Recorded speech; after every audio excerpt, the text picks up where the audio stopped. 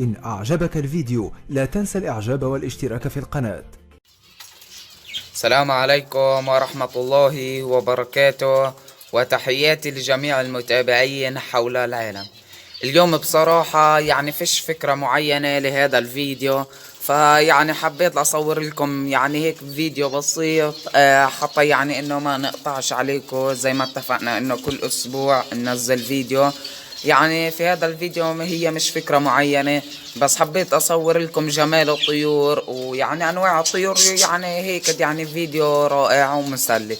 طبعا يعني راح اورجيكم الاعشاش الطيور، ويعني ما راح احكي في الفيديو كتير، يعني بس راح اصور ويعني راح اعمل لكم فيديو كتير حلو. خلونا نبلش.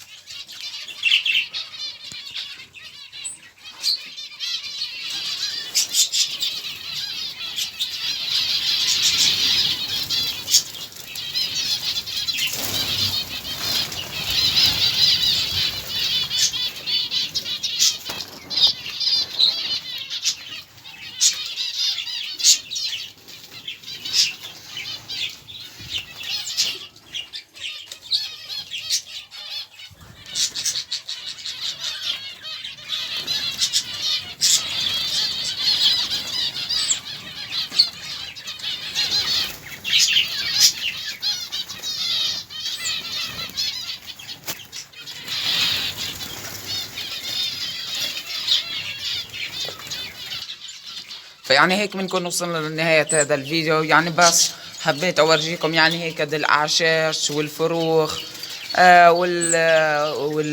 والبيض، بيض الطيور وأعشاشهم. حبيت يعني أورجيكم بعض أنواع الطيور.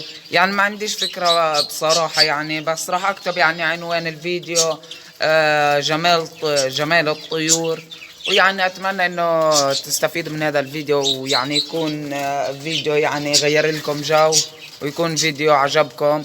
وإذا عجبكم الفيديو لا تنسوا زر اللايك والاشتراك في القناة. وإن شاء الله في الفيديوهات الجاية إن شاء الله في فكر جديدة وحلوة، فانتظرونا في الفكر الجديدة أو الفيديوهات الجديدة، وراح أقدم لكم كل شيء حلو إن شاء الله. وأي سؤال أي استفسار اكتبوا لي إياه تحت في التعليقات، وإن شاء الله إني بقدر وبجاوب عليكم. وبس هيك بنكون وصلنا لنهاية هذا الفيديو. لا تنسوا زر اللايك والاشتراك في القناة، وتحياتي للجميع.